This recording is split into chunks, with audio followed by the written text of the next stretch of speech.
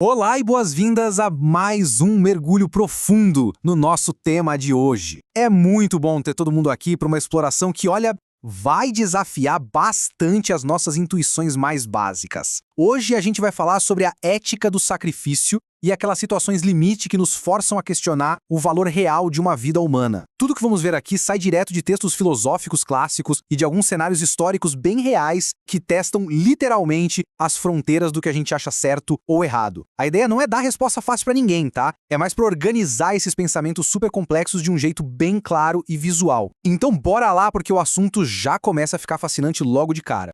Bom, vamos direto ao ponto. A pergunta definitiva da moralidade humana é muito clara. Quando é aceitável, se é que existe algum momento aceitável, sacrificar uma vida?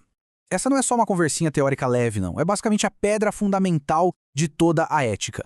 Para investigar isso, os filósofos adoram pedir para a gente deixar o mundo real de lado só por um segundinho e entrar num espaço de possibilidades puras. E, adivinha, tudo começa com um trem. O famosíssimo experimento da filósofa britânica Philippa Foot ilustra perfeitamente essa dúvida. Imagina a seguinte cena. Um trem totalmente desgovernado tá vindo a toda velocidade, o maquinista pagou, logo ali na frente tem 5 trabalhadores nos trilhos e não dá tempo de eles fugirem. Mas tem uma esperança. Bem do lado tem uma alavanca que pode desviar esse trem para uma linha secundária. Só que tem um detalhe trágico aí, que é o seguinte: tem um trabalhador nessa outra linha. A matemática moral dessa situação faz com que a maioria das pessoas sinta um certo conforto em puxar a alavanca. Tipo, sacrificar um inocente para salvar 5. É aquela lógica clássica de maximizar a felicidade e minimizar o estrago, sabe? Mas será que essa matemática funciona sempre? O dilema do transplante. Agora a gente vai virar a chave completamente para testar essa zona de conforto que acabamos de criar. Vamos sair dos trilhos de trem e entrar num ambiente médico, todo clínico e esterilizado. Pensa num hospital. Lá na UTI, tem 5 pacientes à beira da morte. E eles precisam desesperadamente de transplantes diferentes. Um coração, um fígado, rins e por aí vai. E bem nesse momento, um paciente perfeitamente saudável entra lá só para fazer um exame de rotina. Seguindo aquela mesmíssima lógica matemática de antes, sacrificar esse paciente saudável e retirar os órgãos dele salvaria as outras 5 pessoas. Olha só que detalhe fascinante a gente tem agora. A dissonância cognitiva que isso causa na nossa cabeça. É exatamente o mesmo resultado numérico, né? 1 morre, 5 vivem. Só que, enquanto desviar o trem pareceu uma atitude heróica ou pelo menos justificável, a ideia de tirar os órgãos de alguém saudável assim do nada é vista por quase todo mundo como algo totalmente repugnante, inaceitável mesmo. São resultados matemáticos idênticos que parecem simplesmente opostos na nossa bússola moral. Por que será que dá esse bug na nossa cabeça? Bom, é exatamente para isso que serve um experimento mental. Os filósofos montam essas histórias tirando toda aquela bagunça e as incertezas do mundo real para conseguir testar com firmeza até onde vai o nosso senso de certo e errado. Quando a gente isola essas variáveis fundamentais, fica mais fácil enxergar as nossas intuições morais, aqueles instintos viscerais que a gente sente, mas que nem sempre consegue explicar com pura lógica num primeiro momento. O homem pesado na ponte. Vamos dar mais um passo para ver como isso se desenrola. A filósofa americana Judith Jarvis Thomson decidiu pegar aquele cenário original do bonde e colocar um tempero a mais, uma complicação que sobe o tom de um jeito bem perturbador.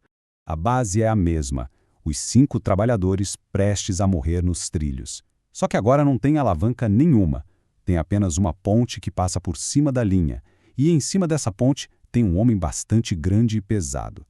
A única forma possível de parar o trem é empurrar esse homem para frente da locomotiva. O corpo dele ia parar o trem e salvar os 5, mas infelizmente ele morreria. O resultado ainda é aquele mesmo sacrifício de 1 por 5. Mas concorda que isso soa perigosamente perto de um assassinato a sangue frio?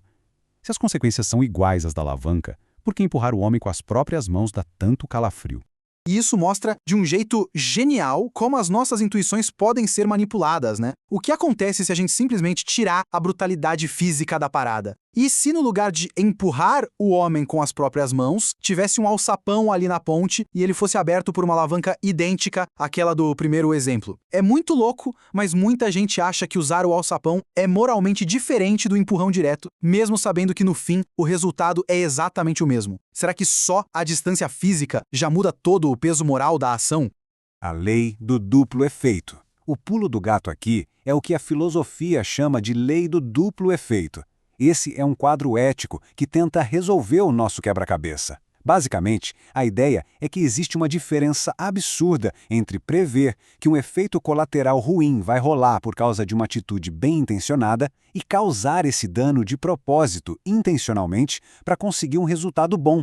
Para a gente visualizar isso melhor, vamos olhar para um contraste bem direto. Defender a própria vida de um ataque pode acabar resultando na morte do agressor. É uma tragédia, claro, mas é um efeito colateral aceitável de quem só estava tentando se proteger. Agora, envenenar alguém de propósito só porque existe a suspeita de que essa pessoa poderia fazer algo ruim no futuro, aí já é totalmente inaceitável. A intenção primária ali é matar. No caso da primeira alavanca do trem, a intenção era salvar os 5. A morte daquele trabalhador era o efeito colateral trágico. Mas na hora de empurrar o homem da ponte, a intenção passa a ser usar o corpo daquela pessoa como ferramenta, o que já vira um dano totalmente proposital. Faz sentido, né? A filosofia na vida real. A gente fica discutindo isso e é muito fácil achar que esses exercícios são só um passatempo acadêmico. Mas por incrível que pareça, o mundo real traz um monte de situações extremas que copiam essas condições, o que força muita gente a tomar decisões de sacrifício reais, bem longe da sala de aula. Então, para trazer isso para o chão, vamos olhar para esses dois eventos históricos bem pesados. Colocando eles lado a lado, a gente tem, de um lado, o comando estratégico de todo um país na Segunda Guerra Mundial, e do outro, uma tragédia desesperadora num navio afundando na costa da Bélgica. Os dois cenários exigiram que pessoas reais fizessem aquela matemática terrível de quem vive e quem morre. Olha só os detalhes. Durante a Segunda Guerra, Londres estava sendo bombardeada pelos nazistas. A inteligência britânica percebeu que tinha chance de usar informações falsas para desviar os mísseis mais para o sul, atingindo áreas com menos pessoas e, obviamente, salvando muitas vidas no saldo geral. Mas eles decidiram não fazer nada. Eles se recusaram a brincar de Deus e mandar bombas ativamente para cima de inocentes. Agora, num contraste brutal no desastre marítimo de Zeebrugge, em 87, dezenas de pessoas estavam tentando fugir da água congelante subindo por uma escada. Um rapaz paralisou de pânico bem no meio da subida por mais de 10 minutos e simplesmente bloqueou a única saída.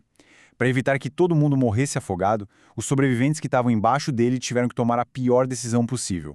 Puxaram ele para a água. Sacrificaram ativamente para que dezenas pudessem se salvar. A filosofia não é nada teórica quando a água está subindo no seu pescoço.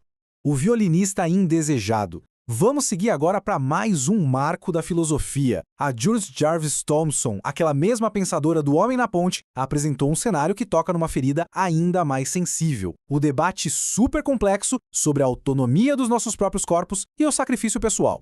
A premissa do experimento dela é bem surreal, mas olha só. Imagina acordar numa cama de hospital e descobrir que, durante a noite, fizeram uma cirurgia e conectaram o seu corpo ao de um violinista muito famoso, que precisa usar os seus rins saudáveis para conseguir sobreviver. Se desconectar os tubos, o violinista morre na hora. A pergunta de $1 milhão que o experimento faz é: existe um dever moral irrefutável de permanecer ali conectado a ele? O que a Thomson tenta esclarecer com essa loucura toda é a diferença entre uma generosidade extrema e uma obrigação moral de fato. Ela argumenta que escolher ficar lá, ligado àquela pessoa por meses, seria sem dúvida um ato de caridade maravilhoso. Porém, na visão dela, isso não pode ser exigido como um dever absoluto, porque afinal, ninguém tem o direito automático de usar o corpo de outra pessoa para sobreviver.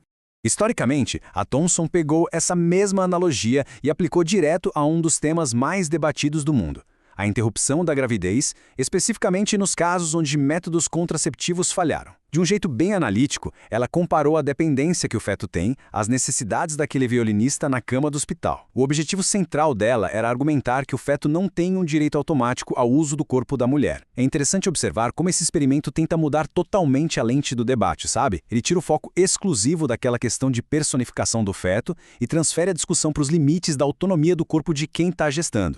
Por outro lado, as perspectivas contrárias também se mantêm muito firmes, mesmo diante do experimento do violinista. Quem discorda da Thomson foca na crença de que encerrar uma vida ou tomar para si a decisão de quem vive e quem morre é fundamentalmente errado em qualquer cenário, por mais absurdo que seja o exemplo. Sobre esse ponto de vista, o argumento é que uma gravidez saudável nunca deveria ser interrompida e que o dever de proteger aquela vida fala mais alto, mesmo quando não houve a escolha voluntária de estar nessa posição. O brilhantismo desse experimento mental é justamente esse. Ele joga todas essas convicções fundamentais na mesa de um jeito super transparente, deixando claríssimo por que as opiniões são tão extremas e opostas.